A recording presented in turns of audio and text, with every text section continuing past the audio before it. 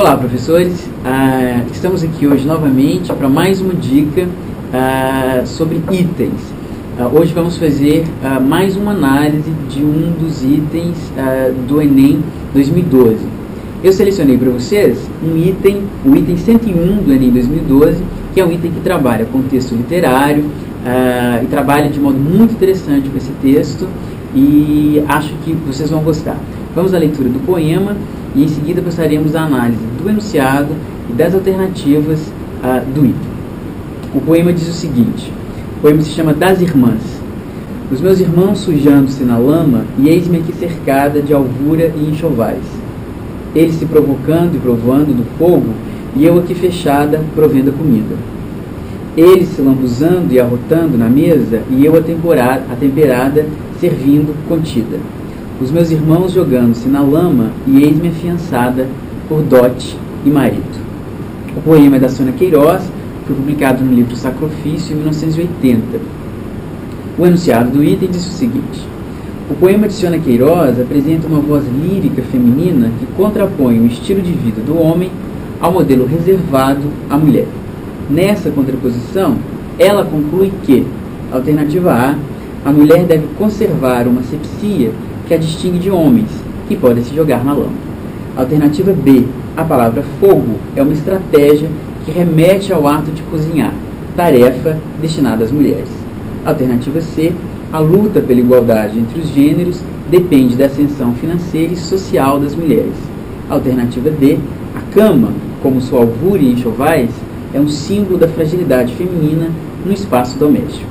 E a alternativa E, os papéis sociais destinados aos gêneros produzem efeitos e graus de autorrealização desiguais. Vamos passar agora à análise do item propriamente dito. Antes de iniciarmos o detalhamento desse item, essa análise mais detalhada, eu gostaria de comentar sobre o formato desse item, né? O formato nós temos fundamentalmente três formatos de item de múltipla escolha. O primeiro formato é o de pergunta direta, né, quando eu tenho simplesmente uma pergunta sendo colocada, um ponto de interrogação ao final, e cada uma das alternativas tenta responder a essa pergunta, mas apenas uma responde corretamente a essa pergunta. O segundo formato possível, né, de um item de múltipla escolha é o de afirmação incompleta, que é justamente o formato do item que nós estamos comentando agora. Se vocês observarem, vocês verão que o enunciado ele traz uma sentença que é interrompida em determinado momento. Cada uma das alternativas completa essa sentença sintaticamente, semanticamente, de forma adequada, mas apenas uma das alternativas completa esse enunciado sintática, semanticamente e corretamente do ponto de vista científico, do ponto de vista linguístico, do ponto de vista da ciência da natureza, da matemática, dependendo de qual a área do conhecimento que o item trabalha. O terceiro tipo de item de múltipla escolha é o de resposta múltipla, que é o único que pode trazer mais de uma resposta correta ao item. No nosso caso, o item de afirmação incompleta só pode ter uma resposta correta, e nós vamos agora analisar cada uma das alternativas e em seguida analisar o gabarito, analisar a resposta correta do item. A primeira alternativa diz o seguinte: lembrando, como se trata de um item de afirmação incompleta, é sempre interessante que nós voltemos ao enunciado, que o enunciado seja relido para cada uma das alternativas, para que nós possamos ter o sentido completo do que o item está propondo, né?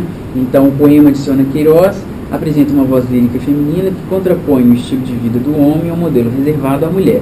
Nessa contraposição, ela conclui que, quem? A voz feminina do poema conclui que a mulher deve conservar uma asepsia que a distingue de homens, que podem se jogar na lama.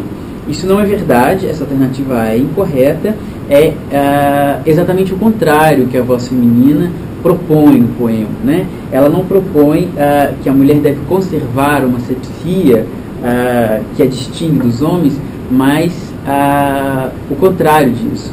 A voz feminina propõe, ou ela discute justamente a injustiça que há por trás dessa asepsia que é destinada exclusivamente às mulheres e a maior liberdade que é conferida ao homem, né? Na verdade, no poema, aos irmãos, né? Ao sexo masculino, representado pelos irmãos da voz lírica, que podem se sujar na lama, brincando, se divertindo, aproveitando de uma liberdade existencial, inclusive, muito maior do que a dela, que por pertencer ao gênero feminino só lhe é reservada a alvura e a limpeza da vida doméstica interna e nunca o espaço externo à casa.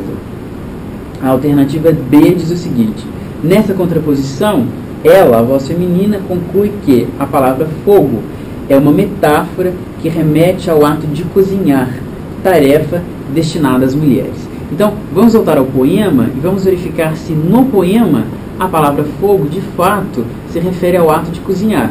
Porque, fora de contexto, a palavra fogo pode e comumente se refere à tarefa doméstica de cozinhar, de preparar os alimentos. Mas é preciso que nós voltemos ao texto e verifiquemos se no contexto textual esse termo adquire a mesma significação. Pode ser e pode não ser.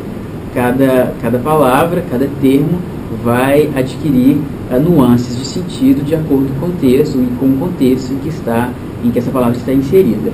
No poema, a palavra fogo aparece no seguinte trecho: ele se provocando e provando do fogo, e eu aqui fechada, provendo a comida. Novamente nessa estrofe, ela vai contrapor as ações dos irmãos à sua própria ação, né? A sua própria ação nessa estrofe, que é a ação de cozinhar, de prover a comida, enquanto os irmãos estão provando do fogo. Aí o fogo, na verdade, não se aproxima, né? não faz nenhuma referência ao ato de cozinhar, mas ele se contrapõe à tarefa doméstica e interna de cozinhar, e faz referência, na verdade, a uma atividade lúdica, a uma atividade externa, a uma atividade exterior à casa. Inclusive, pode fazer referência também, no contexto do poema, ao conhecimento, né? A liberdade pela busca do conhecimento, pelo trânsito por espaços desconhecidos e por questões desconhecidas, lembrando que o fogo pode também se referir e se refere, né, desde a mitologia grega ao conhecimento, ao saber. A gente pode citar, por exemplo, o mito em que o Prometeu rouba o fogo dos deuses, né, e é inclusive punido por isso. Ele é punido não porque ele roubou um artefato ou um elemento qualquer, mas porque ele roubou o que era do conhecimento apenas divino e trouxe isso que era do conhecimento divino, portanto, externo aos homens, e o Prometeu traz esse elemento para a humanidade, né? E por isso ele é punido com castigo eterno. O fogo, então, pode significar o conhecimento, a busca por esse conhecimento, por coisas desconhecidas, que essa voz feminina não pode fazer, né? A voz feminina do poema, ela está enclausurada, ela está restrita ao ambiente interno da casa, e ela não pode se aventurar fora disso para buscar qualquer conhecimento ou para buscar qualquer atividade que não seja aquela que lhe é socialmente destinada, como, por exemplo, a tarefa de preparar a comida, de preparar os alimentos. A alternativa C diz que, nessa contraposição, a voz feminina conclui que a luta pela igualdade entre os gêneros depende da ascensão financeira e social das mulheres. Bem, não há nenhuma referência no poema que diga ou que corrobore essa afirmativa de que a luta pela igualdade entre os gêneros dependa da ascensão feminina, né? O poema não afirma isso, ele não valida essa afirmativa em hipótese alguma, né? O que o poema sugere é que, de certa forma, a mulher está afiançada, né? Nós temos aí na última estrofe, ela diz que ela está afiançada por dote e marido, né? Que, de certa forma, ela está presa, ligada e amarrada a uma convenção social que a liga,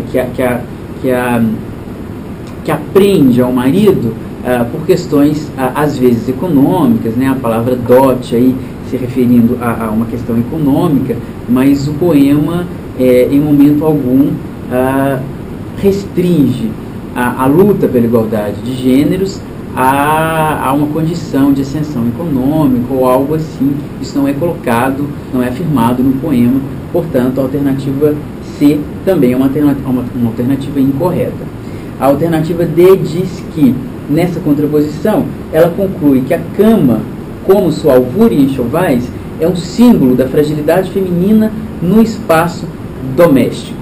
Vamos voltar, então, novamente ao poema. Isso é muito importante, esse procedimento da leitura das alternativas e do retorno constante ao poema para tentar localizar informações, depreender sentidos que às vezes nós não havíamos percebido, sobretudo por se tratar de um gênero, de um texto literário, e mais ainda por se tratar de um poema que é sempre muito afeito a sentidos implícitos, né, e demanda leituras menos superficiais, leituras mais profundas do texto, na busca de significações que esse texto propõe ao leitor. Então voltemos ao poema, e o poema, a parte em que ele se refere aos enxovais, na primeira estrofe diz o seguinte: os meus irmãos sujando-se na lama, e eis-me aqui cercada de alvuras e enxovais. Na última estrofe ela se refere à cama, né? Os meus irmãos jogando-se na cama, e eis-me afiançada por dote e marido. A alternativa D diz que tanto a cama da última estrofe como a alvura e enxovais da primeira estrofe é um símbolo da fragilidade feminina no espaço doméstico. Isso não é verdade, né? Vejamos a cama da última estrofe, né? Os meus irmãos jogando-se na cama. O elemento cama aí sequer se refere à voz feminina, né? Sequer se refere à irmã. Ela se refere, na verdade, o elemento cama se refere, na verdade, aos irmãos, e traz aí uma significação, né, de descanso dos irmãos, né, após um dia inteiro de atividades de lazer e de aventuras e da busca pelo fogo do conhecimento que lhes é permitida, ao contrário dela, né, ao contrário do que é permitido para a irmã.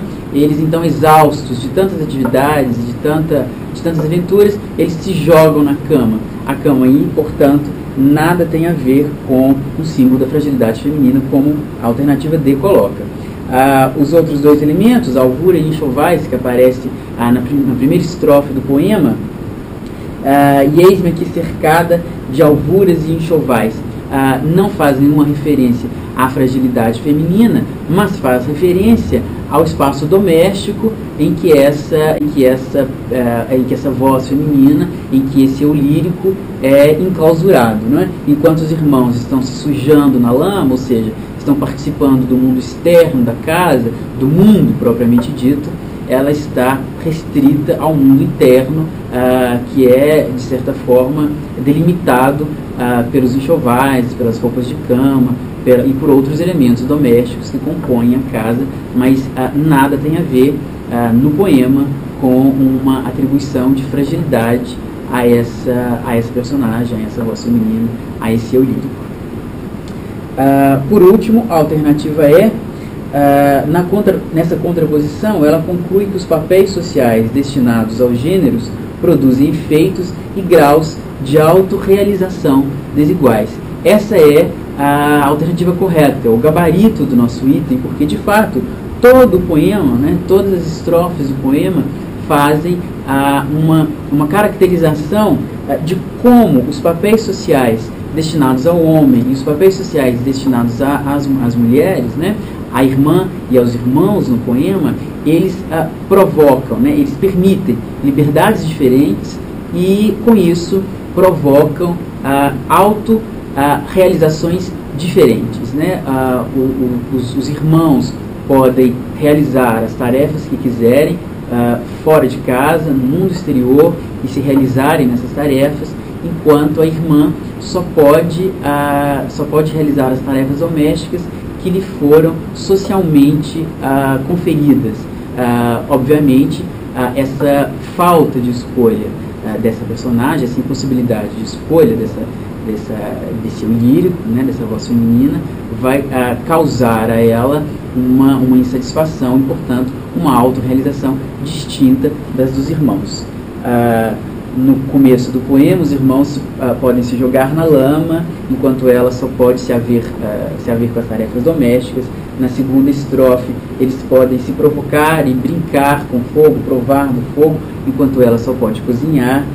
Na terceira estrofe, eles podem se lambuzar e, inclusive, praticar atitudes, de certa forma, mal educadas à mesa, né? Podem arrotar, coisa que não é permitida à mulher, né? Que não é permitida à irmã, mas eles podem fazer isso com total liberdade, enquanto ela só pode ficar contida em casa, né? Temperando, servindo os alimentos e temperando os alimentos. Ela fazia uma brincadeira entre o verbo temperar e o estado temperado dela própria, né? O estado controlado dela própria. E na última estrofe, os irmãos podem finalmente se jogar na cama depois de um dia inteiro de aventuras e de atividades, como nós dissemos, enquanto ela só pode se ver presa a um marido e presa a uma casa. Evidentemente, os graus de autorrealização entre a personagem feminina e os irmãos são completamente distintos, e essa distinção é dada justamente pelos papéis sociais de gêneros que são atribuídos a cada um deles. Essa é a nossa análise de item de hoje. Espero que vocês tenham gostado e até a próxima.